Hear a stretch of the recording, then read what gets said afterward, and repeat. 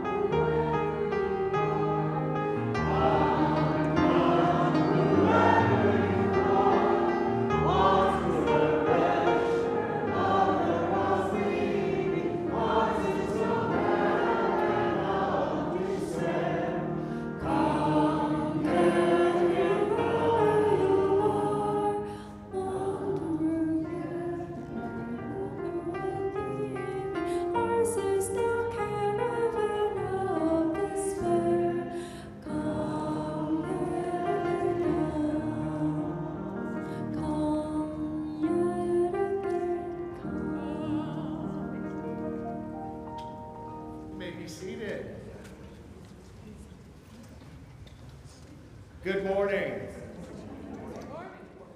Good morning. It is good to see you all. Welcome to the Unitarian Universalist congregation in Fullerton, California, an inclusive, safe community dedicated to building a better world. Whoever you are, however you identify, whether you join us in person or online, today we are talking about belonging, not fitting in like those dodgeball days in gym when you were the last person chosen, or at least that was me. You are welcome here. UUCF acknowledges that this land is situated in the original ancestral homelands of the Ahachiman, Kizh, and Tongva peoples. May we have the humility and courage to help restore what has been broken and the wisdom to live into a new solidarity with indigenous communities and the earth. Announcements for you.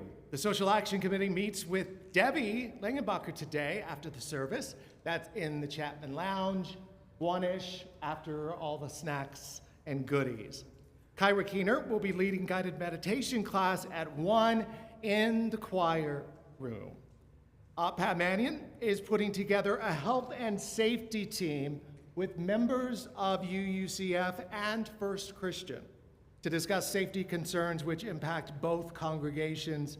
The next meeting, or the inaugural meeting, will be next Sunday at 12:45.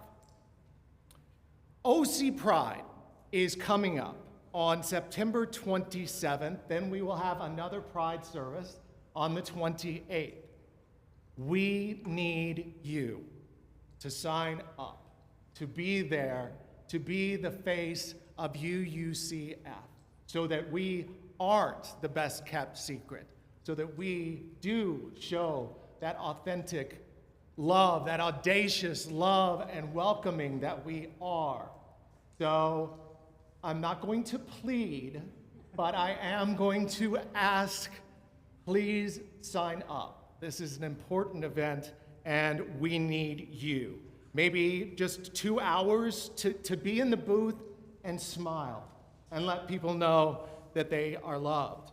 And sharing the news that Unitarian Universalism and UUCF is a welcoming and affirming place for our LGBTQ plus friends. You can sign up at uufullerton.org/pride, and we hope to see you there. Now our board president, Mary Botts, is coming up and sharing a little bit with the congregational update.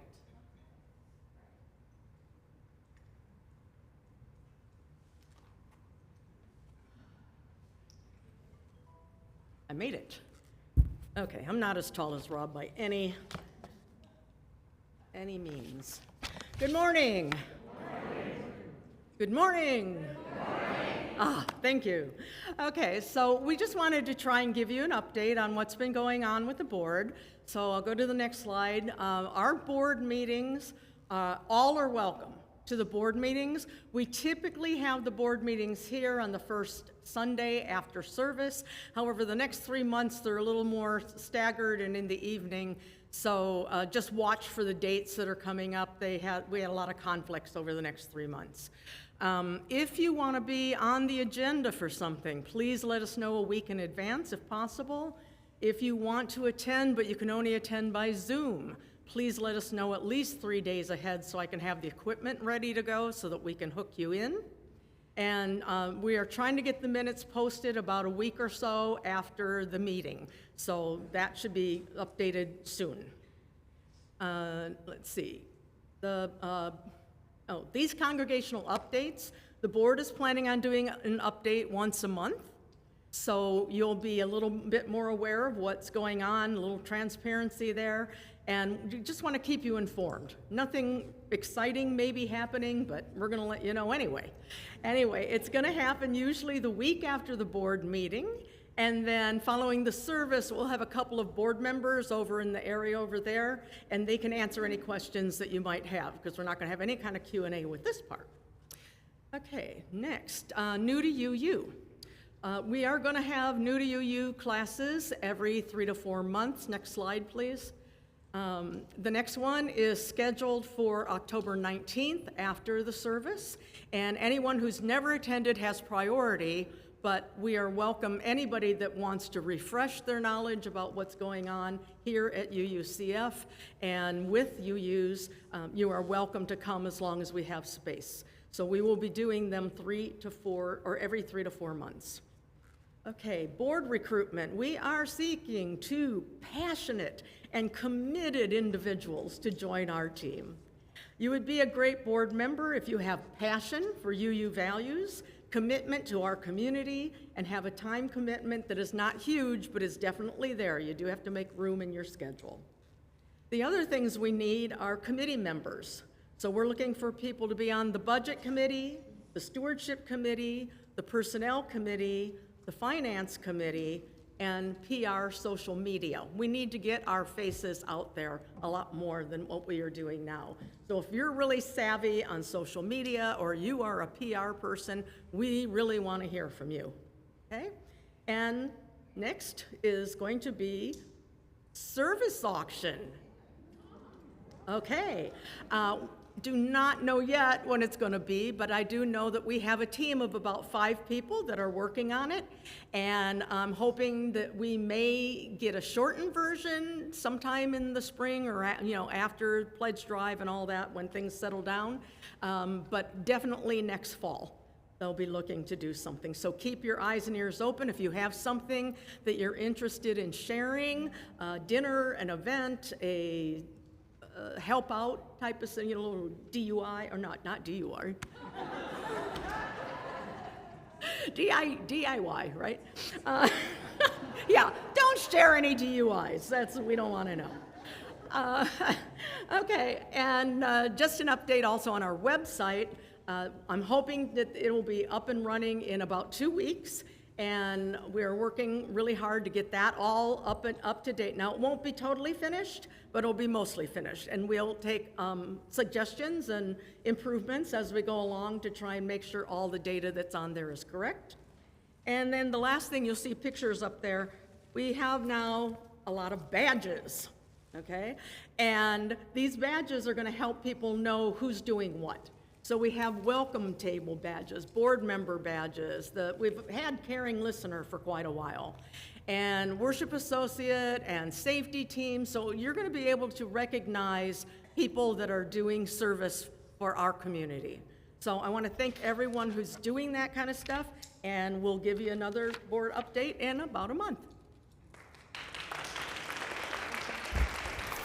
Thank you, Mary. And I've had a chance to see the website.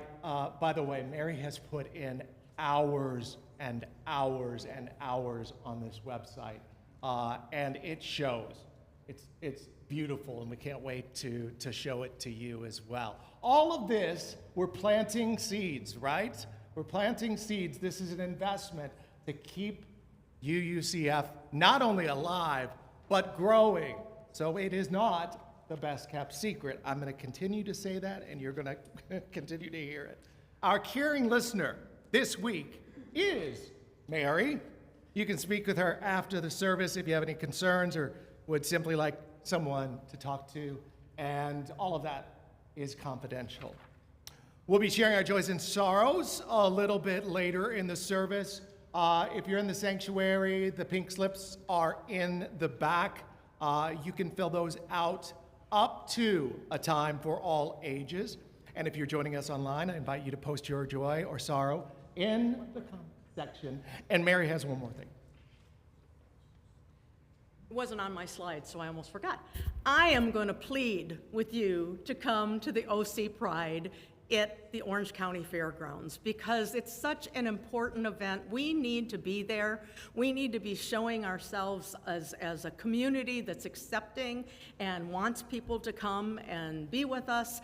And it's not a lot of work, but I do need a couple people that are going to help set it up. We did rent a canopy, so it's already going to be there, ready to go. I will send you additional instructions. I cannot be there. I'm going to be at a wedding. Otherwise, I would probably head it up here and do it, but we need someone to take materials down there. We need people to take down and bring materials back. So talk to me, talk to Debbie. There's Debbie. Okay, and just let us know what you can do to just inundate the Pride Fest with UUCFers.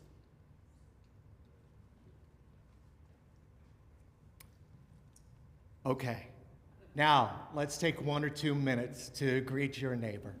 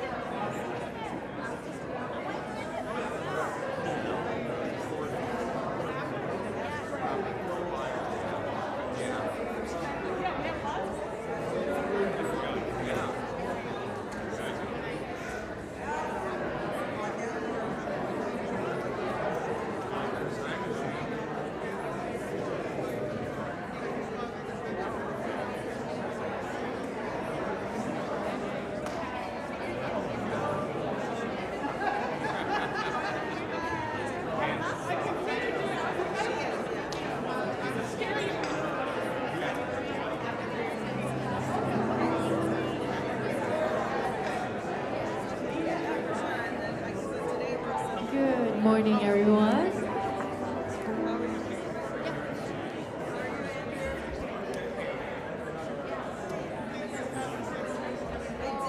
Good morning.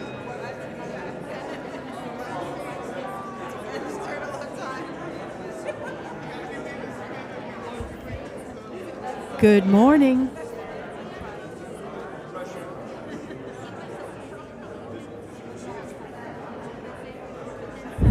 Good. Hello.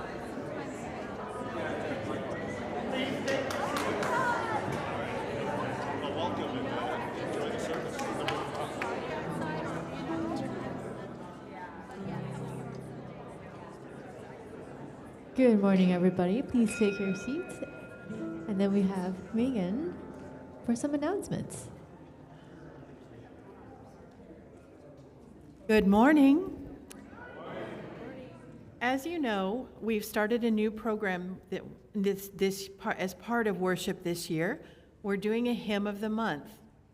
Every month we'll be learning a new piece. This one doesn't happen to be a hymn, it's actually a song.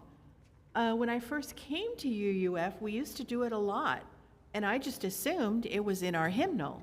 Then I found out, no, it's not, and it took a while to find the music again. Swimming to the Other Side was released in 1992 by Pat Humphreys. This now 30-year-old folk anthem, Swimming to the Other Side, has been called by such luminaries as Pete Seeger one of the best folk songs since Woody Guthrie's This Land Is Your Land. Like that song, it never played on commercial radio. Both songs were just picked up by people and sung from place to place. Right from the beginning, this song speaks to a heartfelt connection with one's inner being, in connection with the universe and all of life. What a wonderful message to remember when the human political world seems so much nation against nation, people against people. This song goes on beyond the theme of world unity, however, to express a deep spiritual connection with the earth itself. Its message is one not only of unity, of swimming together under the same skies, but one of intensely personal conviction and action. Each of us has the glorious freedom to choose how we do our part.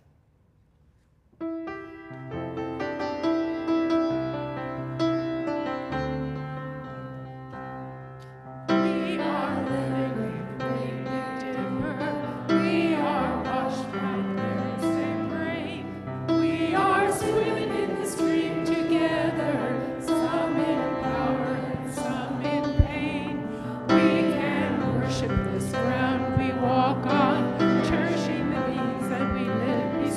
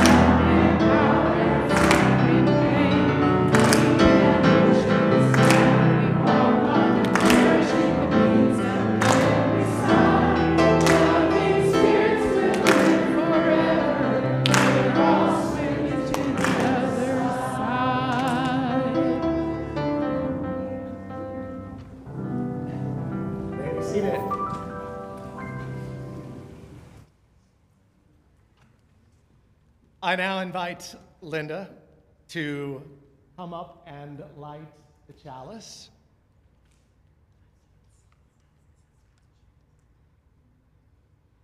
Welcome, friends, newcomers, old-timers, seekers, skeptics, saints of habit, and rebels of the heart. Here we gather not because we think the same, but because we choose to journey together. Belonging is not something given. It is something we build with open hands and open hearts. It is made in the sharing of stories, the holding of silences, the courage to show up as we are. Here we practice a radical hospitality, not of perfection, but of presence. May we make this place a shelter for the soul, a workshop for justice, a sanctuary where love is not merely spoken, but lived. Deeply again, in trust, in hope, in the spirit of belonging. Please join me in saying our unison affirmation. This flame affirms the light of truth, the warmth of community, and the fire of commitment. Love is the doctrine that we share. The quest for truth is our sacrament, and service is our prayer. To dwell together in peace, to seek knowledge in freedom, to serve human need. Thus do we covenant with one another.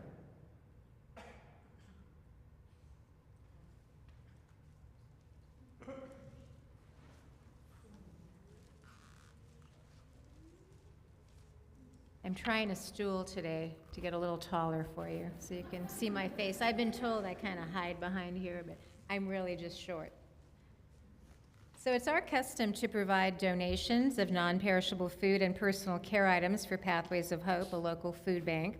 As the children come forward, they are asked to collect the donations placed at the end of the rows, and now the children are invited to come forward for the time for all ages.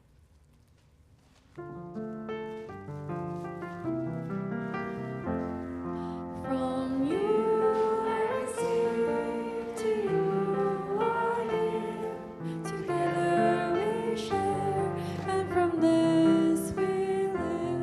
From you I receive, to you I give. Together we share, and from this we live.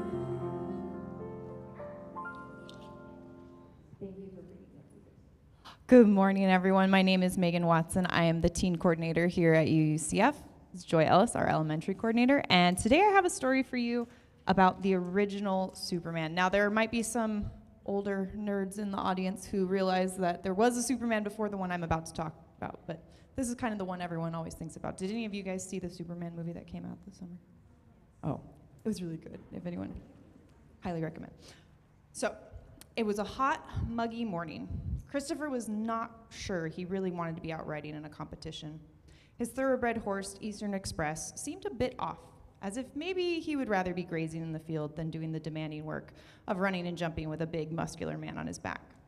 Maybe, Christopher thought, it would be nicer to take the kids sailing today, where there would be a cool breeze. Well, he thought, I'm a lucky man to be able to choose between riding and sailing. In fact, plenty of people watching Christopher that day thought the same thing. He was many people's idea of a superhero. He was the actor who played Superman in the movies. And in real life, he fit the part. Handsome, strong, always striving toward a goal, chasing his best time or learning a new skill. And then, in an instant, everything changed. Eastern Express balked at a jump, sending Christopher crashing to the ground. When he woke up in the hospital, Christopher couldn't move his hands or feet. He couldn't even breathe without the help of a machine. Although doctors could repair his neck, they could not fix the injury to his spinal cord. Now, Christopher's brain was unable to communicate with most of his body. Even though he still had all his strength, intelligence, and willpower, there was simply no way for him to move any part of his body below his head. Despair washed over him. But his wife, Dana, spoke words that helped start him on the road towards his new life. You're still you, and I love you. Of course, Christopher Reeve had never actually been able to leap tall buildings in a single bound. But he had been a tremendous athlete. He had always liked a goal, a challenge, something to work for. Before his accident, Christopher's challenges involved acting, directing, and sports. Now his challenges were different. It took all his strength and determination to sit up in a wheelchair. His heart ached with all he had lost. He might never be able to hug his wife and sons or ride or sail, but he realized he still had a lot. The love of his family and the money and fame from his career. Christopher decided to use everything he still had to work for a new goal. As always, Christopher Reeve dreamed big. He hoped there might be a cure for spinal cord injuries, not just for himself, but also for many thousands of others whose lives had been changed when their backs or their necks were broken. He and his wife set up the Christopher and Dana Reeve Foundation. They asked people for money to help pay scientists to research a cure. Then Dana realized how lucky they were to be able to afford things like ramps for their homes and a big van for his wheelchair. They collected money to help pay for ramps and other helpful things so that more people with injuries like his could also have them. Christopher realized that even though he could no longer use his arms and legs, he had a power that many people do not. He was famous. People thought of him as Superman. Now he could really be a hero, not by flying through the air to rescue people, but by speaking up. Because he was famous, people would pay attention. They would listen, and they would want to help. It wasn't easy. Christopher didn't want people to feel sorry for him. He didn't want to be embarrassed if he could not use his mouth or speak well, or if his body, as sometimes happened, jerked around without his control. But he knew this was a special chance to use the power he had and make the world a better place. So Christopher started speaking. He asked Congress to support stem cell research that might lead to a cure for spinal cord injuries. He asked groups of people to get involved and donate money. He talked with others who had experienced injuries like his. He even spoke on television to millions of people during the Academy Awards, showing everyone that, although his abilities had changed, his heart and soul were strong and capable. A writer for Reader's Digest magazine, interviewed Christopher Reeve near the end of his life in 2004 and asked him why he had joined a Unitarian church. He answered, "It gives me a moral compass. I often refer to Abe Lincoln, who said, 'When I do good, I feel good. When I do bad, I feel bad. And that is my religion.' I think we all have a little voice inside us that will guide us. It may be God, I don't know. But I think that if we shut out all the noise and clutter from our lives and listen to that voice, it will tell us the right thing to do." Christopher Reeve showed what a real-life superhero is, a person who listens to the voice inside them and acts when that voice tells them the right thing to do. All right, we're gonna go off to our brand new classes today. Woo! Go with wisdom, go with wonder, go to greet our brand new day. Learn to see the light within you as we send you on your way. Go with wisdom, go with wonder, go to greet our brand new day. Learn to see the light within you as we send you on your way. It is now time for our joys and sorrows. At the core of who we are and our values is love. We strive for peace and reject calls for violence in any form, for anyone. May we continue to live out this love in this time, this just very troubling time. Let us be reminded to seek justice and to love with kindness and to walk in humility.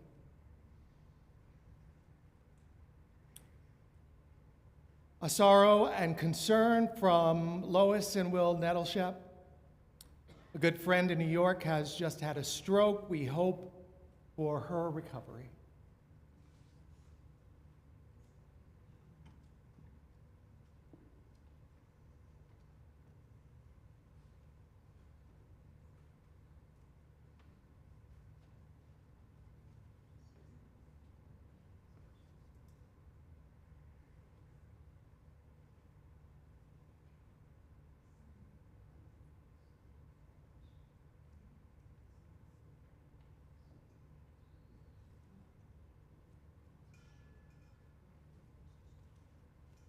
Next from Natalie. It's a joy. I got to see my adult daughters and my granddaughters yesterday and celebrate my eldest 25th birthday. It felt like home. And finally, a joy from Linda. We saw August Osage County, and it was fabuloso, starring our own Rose London. So, how long is it running? Oh, today's the last day. Okay, all right. Okay, so there is a matinee after the service today. And now, we begin by lighting a candle for all our concerns for the larger world, our wish for peace and justice, our hopes for the children who will inherit this planet. And may this candle represent all these wishes and calls to action that are more than we can articulate. And we now light another candle for those joys, concerns, and sorrows that remain unexpressed, but are still held close to our hearts. And now, please join in saying the words of affirmation. We join you in celebrating your joys. May you feel our love and compassion for your sorrows and concerns, for all that is spoken and unspoken. May the caring of our beloved community sustain us all.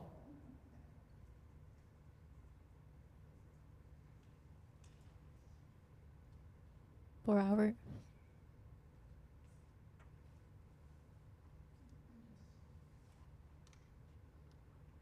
next hymn. For our next hymn. Testing. Testing. Testing. 1, 2, 3. Testing. Can we get Christine's mic at the piano, please? Testing. 1, 2, There we 3. go. Perfect. For our next hymn, we'll be singing hymn number 128, For All That Is Our Life. Please rise in mind, body, or spirit and join us in singing.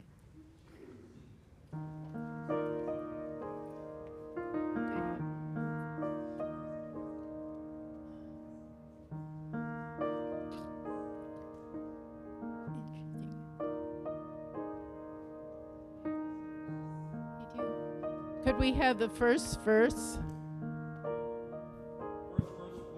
First verse, please. Perfect. For all that.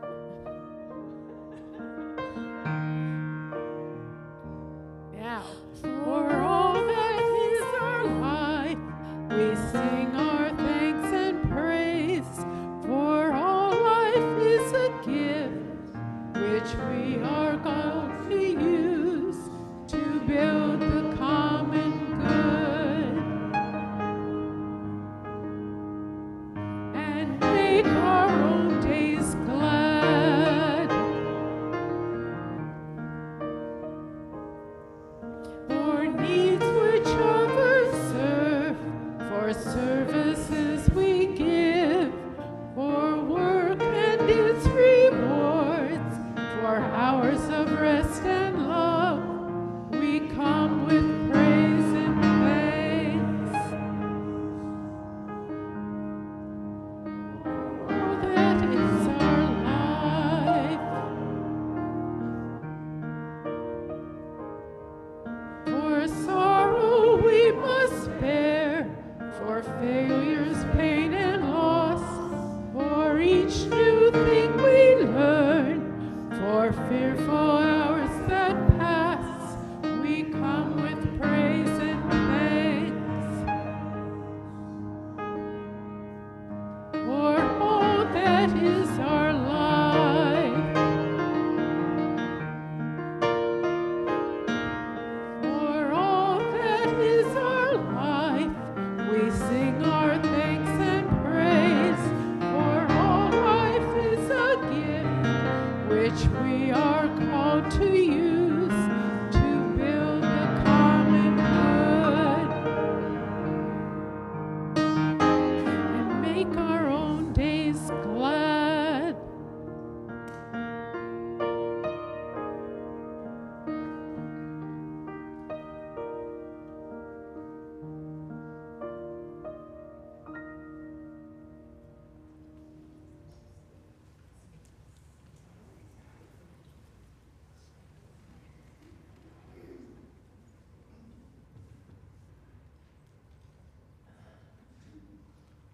Let us move into the spirit of meditation, reflection, and prayer. You may close your eyes, take a deep breath, whatever helps you find your center.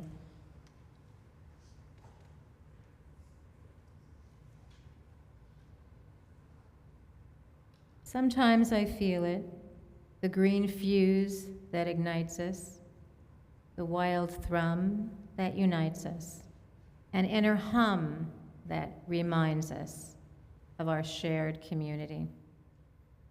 We belong to the grand communion.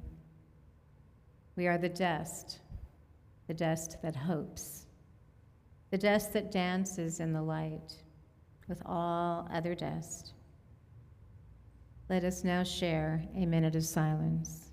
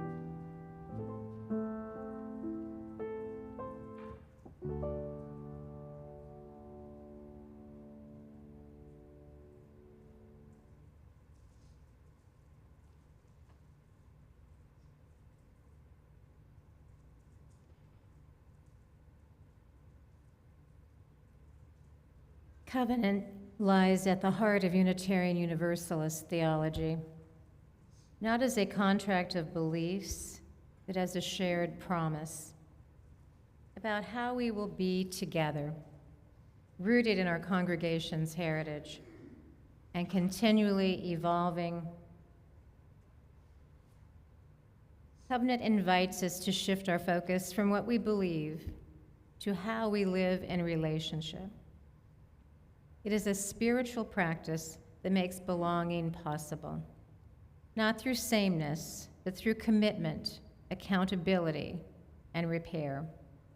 In a covenantal faith, belonging isn't passive. It's something we co-create again and again, especially when it's difficult. Covenant holds us in moments of conflict, calls us back when we stray, and reminds us that we are never truly alone. It asks, who do we say we are to one another? And how do our actions align with those promises? In a time when so many long for belonging, but fear and vulnerability keep us from covenant. Covenant invites us to risk relationship in the name of love. The vision of beloved community, most famously articulated by Reverend Dr. Martin Luther King Jr., has become a theological cornerstone for many Unitarian Universalists. A vision of society shaped by justice, love, and interdependence. For King, the beloved community was not a utopia of harmony, but a community forged through struggle, sacrifice, and nonviolence, where systems of oppression are dismantled and the dignity of all honored. In our UU context, the aspiration toward beloved community invites us to move beyond individual belonging and into communal liberation, to ask not only who feels welcome, but who shares power, who is heard, and who gets to shape the future. It is a theology that refuses to separate love from justice. It's a theology that refuses to separate love from belonging as well, and from equity. Beloved community challenges us not to rest in comfort, but to commit ourselves to the hard, beautiful work of building a world where all can truly belong.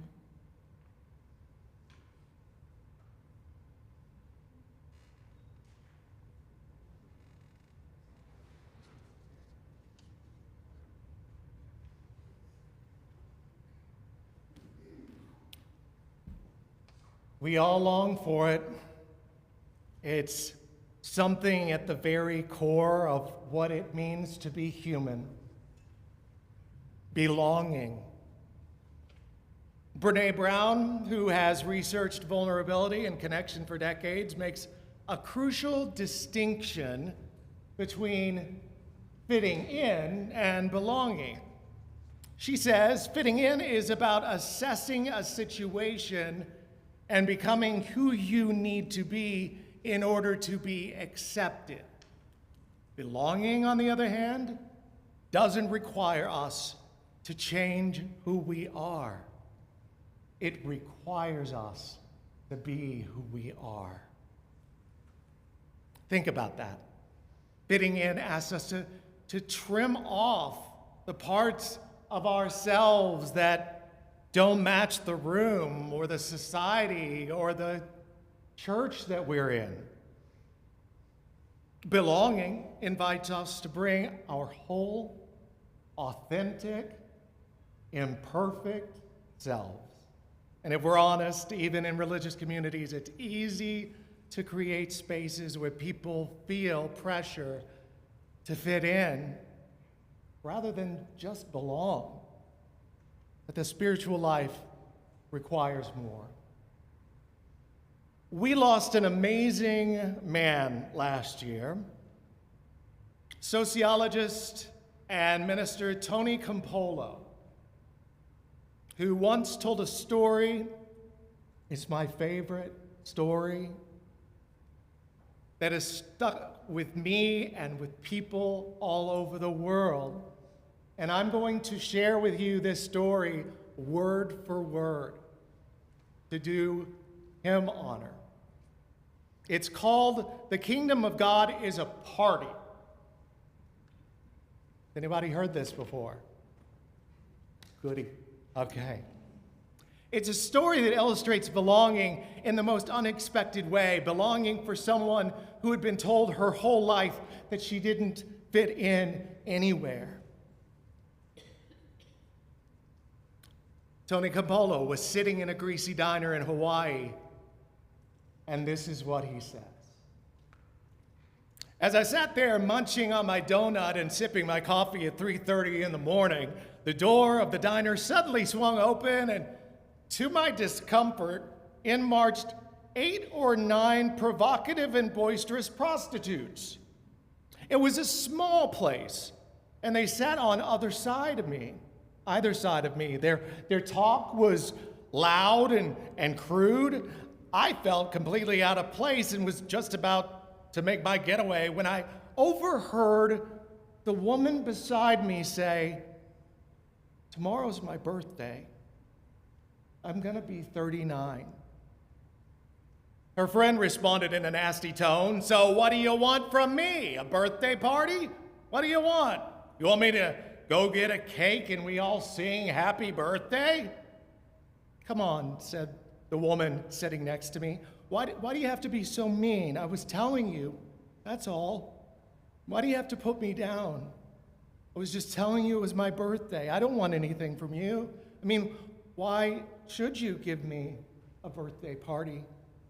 I've never had a birthday party in my whole life. Why should I have one now? Tony says, when I heard that, I made a decision. I sat and waited until the women had left. Then I called over the guy behind the counter and I asked him, "Do they come here every night?" "Yeah," he answered. "Why? Why do you want to know?" And Bolo said, "Because I heard her say that tomorrow is her birthday. What do you say you and I do something about that? What do you think about us throwing a birthday party for her right here tomorrow night?"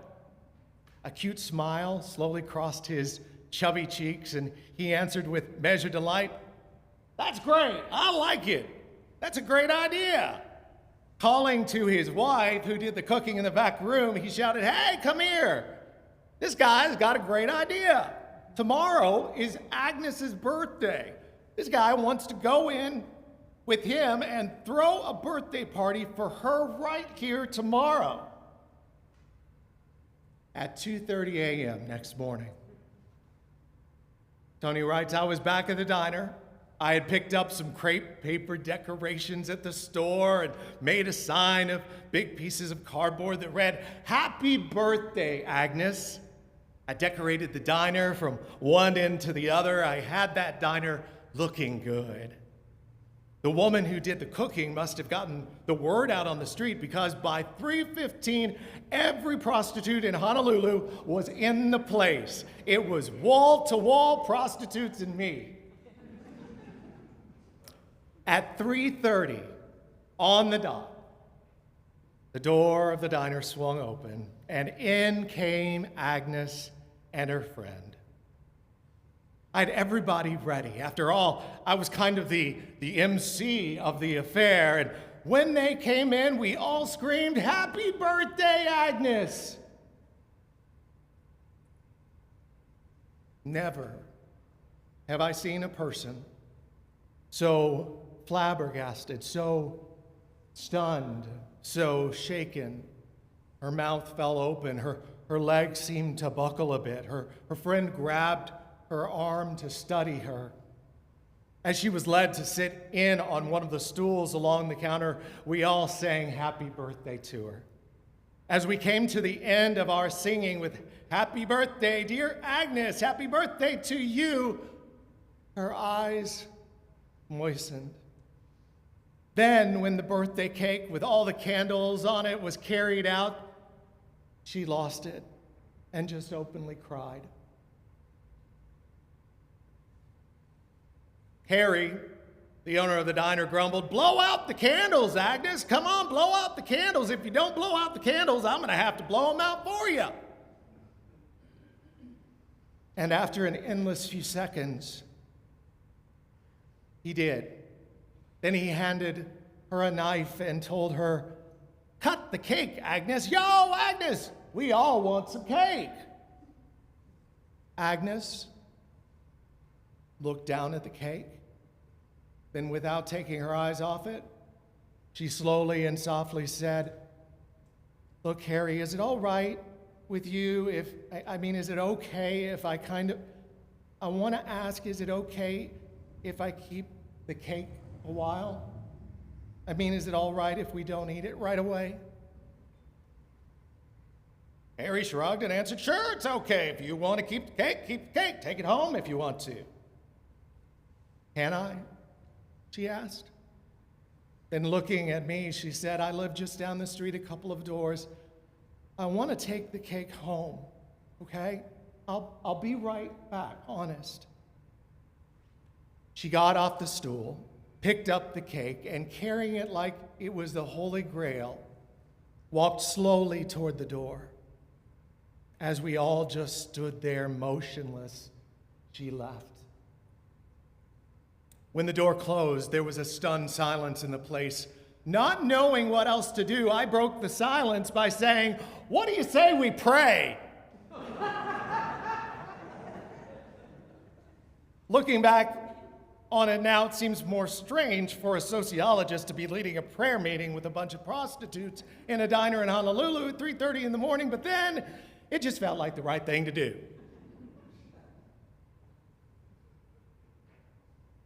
Campolo's message is that he wants to be part of a church that throws parties for prostitutes.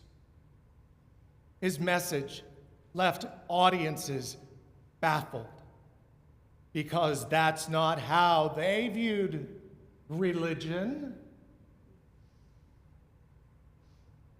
But I hope we do. What a moment. What a vision. A simple diner at 3:30 in the morning is transferred and transformed into a sacred space. Not because anyone tried to fit in, but because someone was given the gift of true belonging. That is what beloved community looks like. It may be uncomfortable, it may be messy, but we're not here for perfection. That's what, as we might say in Unitarian Universalism, is the vision of a world made whole. It's a party where everyone is invited, where no one is turned away, and where joy is found in honoring each person's worth. Our calling is not to be the kind of community where people wonder if they measure up, where they look around and think, how do I need to change myself in order to fit in here? Our calling is to be a congregation where people come as they are, with their real stories, their real struggles, their real hopes, and know they already belong. I'm going to circle back to Brene Brown, who puts it this way: true belonging doesn't require you to change who you are, it requires you to be who you are. And that's not always easy. Belonging is messy. Belonging means the circle keeps widening, and sometimes we have to get uncomfortable. But it's also what makes life beautiful. The dream of a beloved community is not a gated community. It is not a private club. It is a party where the tables are full, the music is playing, and the door is wide open. And our task as a community of faith is to make sure that when people walk through our doors, they do not feel pressure to fit in. Instead, they discover, maybe for the first time, that they truly belong.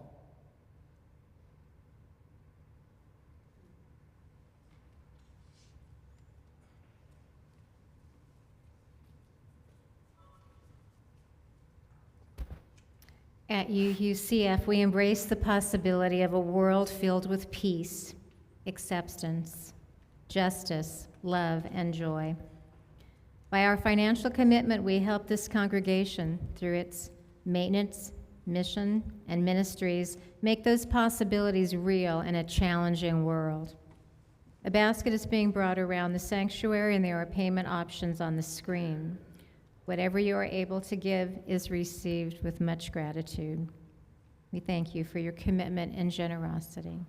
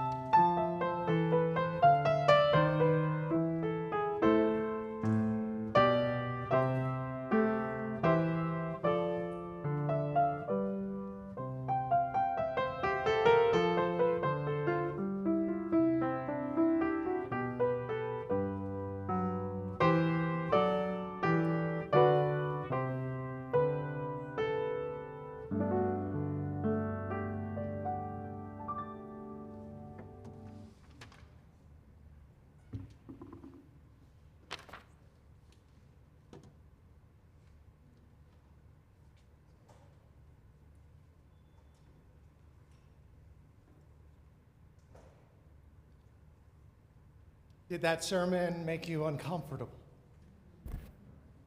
Good. Good. Then we're on the right track. Think about ways that you can be like Tony in that diner. Right here. Like we did at Fullerton Pride, where most booths talked about themselves. Our booth listened to what people had to say.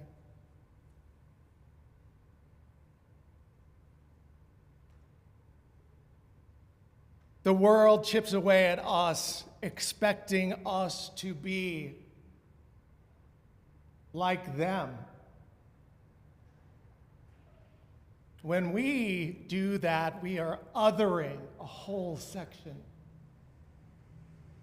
Let us be that open and affirming space where people not only come and worship, where services are wonderful with music, but where people come and feel safe exactly the way they are. Linda, would you come up now?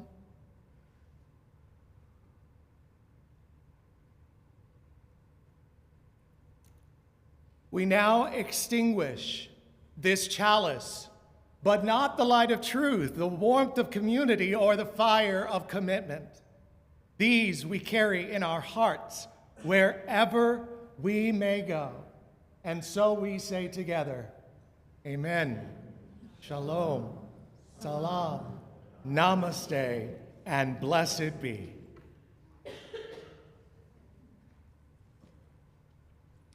Our closing hymn today is by one of my favorite UU composers, Joyce Poley from Vancouver, Canada, When Our Heart is in a Holy Place. Please rise in mind, body, or spirit and join us in singing.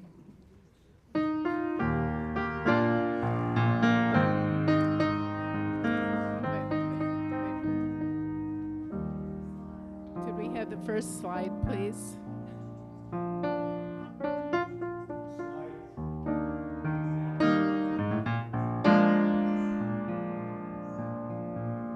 Here we go.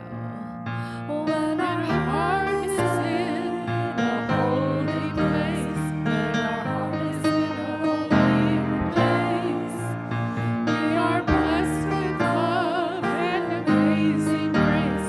When our heart is in a holy place, when we trust the wisdom of us, every color, every creed and kind.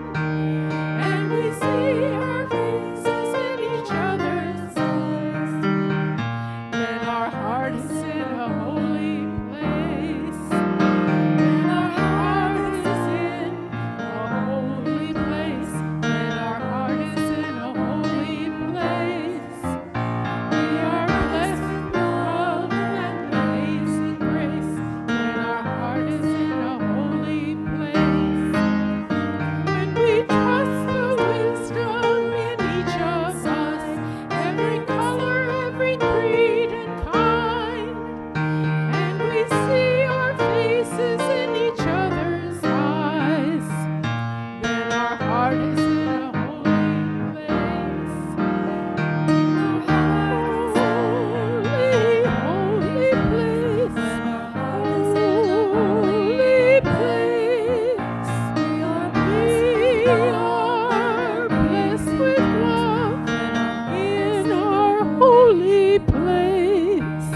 When we share the story from deep inside, and we listen with a loving mind, and we hear our voices in each other's words, then our heart is in a holy place. When our heart is in a holy place, our heart is in a holy place. We are blessed with love and amazing grace. When our heart is in a holy place.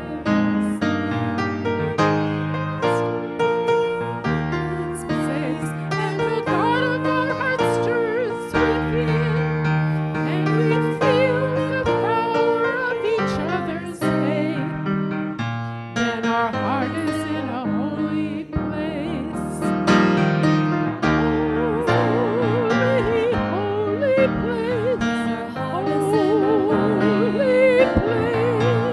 We are blessed with love in our holy place.